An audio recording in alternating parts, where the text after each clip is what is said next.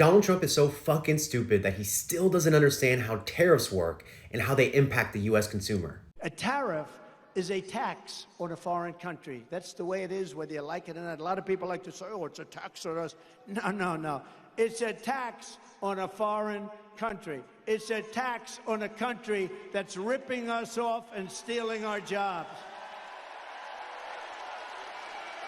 And it's a tax that doesn't affect our country.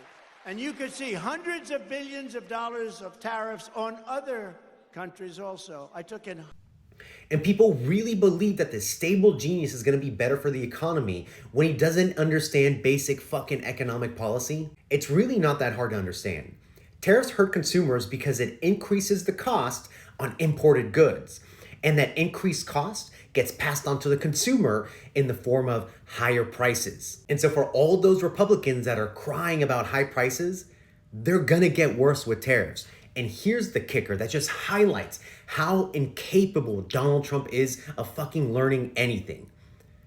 He tried this already. Remember his trade war when he was president? He implemented tariffs, and guess who they hurt? Consumers and farmers. And then those farmers got billions from taxpayers to bail them out because of Trump's stupid ass tariffs. So today I'm announcing that I have directed Secretary Perdue to provide $16 billion in assistance to America's farmers and ranchers. It all comes from China. We'll be taking in, over a period of time, hundreds of billions of dollars in tariffs and charges to China. And our farmers will be greatly helped. We want to get them back to the point where they would have had if they had a good year.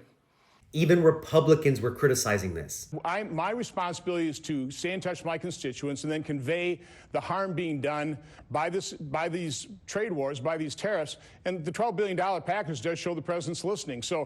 And I find it so interesting how Republicans cry socialism whenever Democrats try to pass programs and policies to help the middle class, like free school lunches for kids.